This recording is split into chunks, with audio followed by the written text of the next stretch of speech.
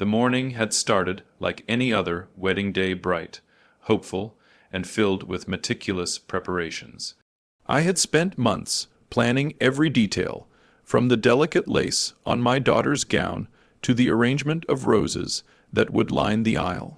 Every penny I had saved over the years had gone into this day, not for myself, but for her, the little girl I had raised, the woman she had become. I had imagined the moment she would walk down the aisle, her eyes sparkling, and the pride swelling in her chest as she married the man she loved. But no amount of money, planning, or hope could have prepared me for the sight that awaited me as I stepped into the grand reception hall. Chandeliers glimmered, casting a golden glow over the elegantly decorated tables. Guests laughed, clinking glasses filled with champagne. The air was scented with roses and vanilla, a sweet reminder that today was supposed to be perfect. Yet, amidst the laughter and music, I noticed a tension that made my chest tighten, and then I saw him. My daughter's fiancé, James, the man she had chosen, stood near the center of the room, holding a glass of wine, as if the entire gathering revolved around him. His eyes locked onto me the moment I entered. What followed made my heart sink, not from fear, but from the cutting sting of humiliation. He strode toward me, his posture dripping with arrogance, and raised his voice loud enough for nearby guests to hear. "What are you doing here? You weren't invited yesterday." A hush fell over the room. Conversations froze mid-word. Glasses paused in midair. My daughter's bridesmaids exchanged worried glances, and a few guests whispered behind their hands, uncertain how to react. I could feel the heat rise in my cheeks, not from embarrassment, but from controlled fury. My mind raced, replaying the countless sacrifices I had made, the money I had spent, the sleepless nights organizing every detail, the careful planning to ensure my daughter's happiness. And this man, arrogant and ungrateful, dared to speak to me like I was an intruder in my own daughter's wedding. I smiled, a calm, polite smile, the kind that hides a storm beneath the surface. I would not let him see the rage in my eyes. I had learned long ago that true power lies in restraint, in quiet composure. "I'll be right there," I said softly, my voice sweet and controlled. "But first, meet my special guest." James blinked, confused, his smirk faltering. Guests murmured, curiosity piqued. A few leaned forward, sensing that something dramatic was about to unfold. In that moment, I felt a strange mixture of emotions, pain, anger, and a fierce determination. I realized that today was no longer just about celebrating my daughter's happiness. It had become about justice, about reminding someone that the past cannot always be ignored, and that arrogance and cruelty have consequences. I excused myself gracefully, every step deliberate, my heart steady despite the storm raging inside. This was only the beginning. I had waited for the perfect moment, and the perfect moment was now. As I walked toward the room's entrance, my mind was already piecing together the next steps. The look on James' face, the whispers of the guests, the rising tension, it was all part of the plan. He had underestimated me, underestimated the depth of my love for my daughter, and the lengths I would go to protect her. The wedding that I had painstakingly prepared for, the day that was meant to shine with joy, had been temporarily overshadowed by betrayal and arrogance. But I would turn this moment, this public humiliation, into a spectacle of poetic justice. And when the moment came, when my special guest revealed themselves, I knew James would finally understand what true power and true consequences looked like. For now I simply smiled, calm and composed, while inside my heart thrummed with the quiet thrill of revenge about to unfold. Perfect. Here's a detailed and suspenseful *** Chapter 2. The special guest ***, continuing the emotional and dramatic arc from Chapter 1. The whole had gone silent. All eyes followed me as I walked toward the grand entrance, each step measured, deliberate, and filled with the quiet power of someone who knows exactly what they are doing. I could feel James' gaze burning into my back, his confidence slowly faltering, though he wouldn't admit it. Not yet. Pride was the last thing he would surrender. I turned slightly to the crowd, my smile gentle but sharp, and announced, loud enough for everyone to hear, "I'll be right there, but first meet my special guest." A ripple of curiosity passed through the guests. Murmurs began, soft at first, then louder as anticipation built. Some looked at me, puzzled. Others glanced around the room, searching for this mysterious arrival. James, for the first time that evening, looked genuinely unsettled. His smirk faltered, replaced by a flicker of unease. What do you mean?" he demanded, his voice tighter than before. I didn't answer. Instead, I reached behind the velvet curtain of the side entrance, where a figure had been waiting patiently. I had arranged everything carefully, every timing, every detail, every nuance orchestrated for maximum impact. And now it was time. The figure stepped into the light. The room collectively held its breath. Guests stared, mouths slightly agape, trying to recognize someone they didn't know. Some shifted nervously, sensing tension they couldn't yet name, but James knew immediately. His eyes widened in disbelief, his color draining from his face. The confident, arrogant man who had humiliated me moments ago now looked small, vulnerable, and terrified. It was someone from his past, someone he had thought he had left behind, someone he had betrayed. I could see it in his expression, the realization, the panic, the dawning understanding that the life he had built, the facade he had maintained, could be shattered in an instant. "Do you remember me?"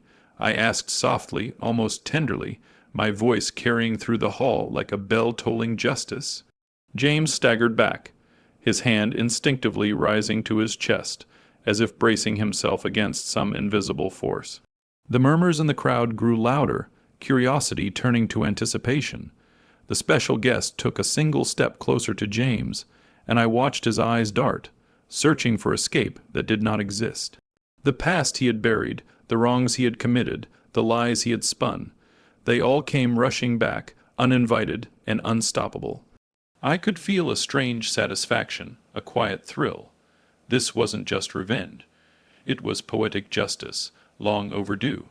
And yet, beneath that satisfaction, there was a bittersweet undercurrent. Revenge, no matter how sweet, often stirred memories I wished I could forget. I spoke again, my voice calm, yet carrying an unyielding authority. Some debts are never forgotten. Some truths refuse to stay buried. Today, James, you will remember both. He tried to speak, to form a denial, but the words failed him. The room seemed to shrink around him as everyone, family, friends, and even strangers, watched the unraveling of a man who had once thought himself untouchable. The special guest moved closer, their presence alone enough to break James' composure. Guests were finally beginning to piece together the story, whispers spreading like wildfire. Who was this person? What had they to do with James? And I simply smiled, a smile that was both tender and triumphant. The stage was set, the moment was perfect, and soon James would face the consequences of a past he had desperately tried to hide. I took a step back, letting the tension build. This was only the beginning, the collapse, the reckoning. It would come next. And when it did, everyone in that room would witness what happens when arrogance meets justice. The room seemed to hold its breath. Every guest leaned forward, sensing that something monumental was about to happen, though none could have anticipated the storm that was coming. James, once the confident center of attention, now trembled ever so slightly, his knuckles white as he gripped the stem of his wine glass. The special guest stepped closer, each movement deliberate, slow, and impossible to ignore. The name they spoke was simple, yet it hit James like a hammer. "Do you remember what you promised me?" His face twisted, a flicker of recognition sparking horror in his eyes. Memories he had tried to bury came rushing back, secrets, betrayals, lies that he had carefully hidden from everyone, especially my daughter. The very people in this room, all gathered to celebrate, what he thought would be his perfect day, were about to witness the truth of who he really was. I could see it, hear it in every falter of his voice, every nervous shift of his posture. His composure, once so carefully constructed, was cracking. I, he stammered, but the words failed him. The special guest didn't let him off the hook. Every word, every glance, reminded him of what he had done, of the promises he had broken, of the people he had hurt. And I watched, feeling a strange mixture of sorrow and vindication. Sorrow, because it pained me to see my daughter's happiness threatened by this man. Vindication, because justice, long overdue, was finally taking its course. Then it happened. His knees buckled. He clutched his head, as if trying to block out the reality that had come crashing in. The guests gasped, some moving closer, others frozen in shock. And just like that, James collapsed, fainting in the center of the room, the wine glass slipping from his hand and shattering against the marble floor. Gasps turned to whispers, whispers into murmurs of astonishment. He had always thought himself untouchable, untarnished, above consequences. But pride, arrogance, and cruelty have a way of catching up, even on the most meticulously planned days. I stepped forward, calm and composed, while the chaos swirled around me. I knelt slightly, my voice cutting through the stunned silence. You thought you could erase your past, James, but some debts are never forgotten. Some truths refuse to stay buried. The special guest's eyes met mine, a silent acknowledgment passing between us. Justice had been served not cruelly, not in anger, but with precision and patience. The crowd slowly began to understand what had just occurred. A few guests whispered about old scandals, rumors, and secrets that James had tried so hard to hide. Others simply watched, awestruck by the quiet power of a woman who had orchestrated every step with grace and dignity. My daughter, standing just a few feet away, looked at me with wide, teary eyes. Her mouth opened as if she wanted to say something, but no words could capture the mix of relief, pride, and astonishment she felt. In that moment, she saw me not just as her mother, but as a protector, a woman willing to stand against betrayal, no matter how public or humiliating it might be. As the medics gently helped James to a chair, the guests began to return to their seats, some still whispering, others staring in disbelief. The music resumed, though softer now, more tentative. The joy of the day was not gone, but it had been forever altered by a truth too long ignored. I walked back to my daughter, placing a gentle hand on her shoulder. She leaned into me, and for the first time that evening, I allowed myself a quiet sigh of relief. The moment of humiliation had passed, replaced by something far more enduring. Justice, clarity, and the unwavering bond between mother and daughter.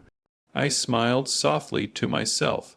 The collapse was only the beginning, the first ripple in a chain of consequences that would ensure that arrogance and betrayal would never go unpunished again. And as I watched my daughter, radiant despite the chaos, I knew one thing with certainty. Today, love and integrity had triumphed. The room had slowly begun to return to normal, but the atmosphere had changed forever. Where once there had been only celebration, now there was a lingering awareness. The veil of deceit had been torn away, and nothing would ever be the same. James sat quietly in the corner, still pale and shaken, unable to meet anyone's gaze. His arrogance had crumbled entirely, replaced by shame, fear, and regret. Guests whispered among themselves, some astonished, others quietly relieved. It was clear to all that the man who had tried to dominate the day through bluster and entitlement had finally been confronted with the truth, and he had no defense. I walked over to my daughter, feeling the warmth of her hand slip into mine. She looked at me with tears in her eyes, tears of relief, gratitude, and awe. "Mom, I thank you," she whispered, her voice trembling. I smiled, brushing a strand of hair from her face. I only did what I had to, darling. I wanted to protect you, to make sure that nothing and no one could harm your happiness today." She nodded, pressing her forehead against mine. In that moment, no words were necessary. The love between us was unspoken but absolute, a bond strengthened through both joy and adversity. The special guest had quietly slipped out after ensuring that James had faced the consequences he deserved. Their presence had been brief but devastatingly effective, leaving a permanent mark on the arrogant man's conscience. And though the crowd would likely speculate about the identity and the history between James and this person, for me, it didn't matter. The point had been made. Betrayal and arrogance would no longer be tolerated. As the reception slowly resumed, a new energy filled the room. Guests smiled more genuinely, laughter returned, and my daughter danced with her bridesmaids, her joy untouched despite the earlier drama. I watched her, feeling a swell of pride and relief. She was radiant, untainted by the deceit that had tried to overshadow her day. Later, in a quiet moment, I reflected on everything that had happened. Revenge had been sweet, yes, but it had been measured, purposeful, and necessary. It was not cruelty that had motivated me, but love and justice. The realization settled over me like a warm light. In protecting my daughter, I had also found a strange sense of closure for myself. I looked around the hall one last time, observing friends and family enjoying the celebration. They may not have fully understood what had transpired, but they felt the shift, a quiet respect for the strength and dignity with which the day's chaos had been handled. And then, in the soft glow of the evening lights, I saw her. The reason I had endured every worry, every sleepless night, every bit of anxiety leading up to this day. My daughter, happy, safe, and surrounded by love, nothing else mattered. Not the arrogance of others, not the past, not even the chaos that had unfolded. I realized something profound. True power does not come from wealth, status, or the ability to intimidate others. True power comes from love, wisdom, and the courage to act when it matters most. And on this day I had acted. I had protected, I had taught a lesson, and I had preserved the happiness of someone I loved more than life itself. As the final music played and the guests began to drift home, I stood quietly, my heart full. The wedding, though scarred by a brief moment of betrayal, had become a testament not just to my daughter's joy, but to the strength, wisdom, and unwavering love of a mother who would stop at nothing to protect her family. James had been humbled, justice had been served, and in the end, love had triumphed over arrogance, truth over deception, and family over selfishness. I smiled, feeling the weight of the day lift from my shoulders. The chaos had passed, but its lessons would linger forever. Today, I had shown my daughter that strength comes in many forms, and that the most enduring victories are those won with dignity, patience, and a fierce love that no one can ever take away. And as I watched her laugh, radiant under the soft glow of the chandeliers, I knew without a shadow of doubt that everything I had done had been worth it.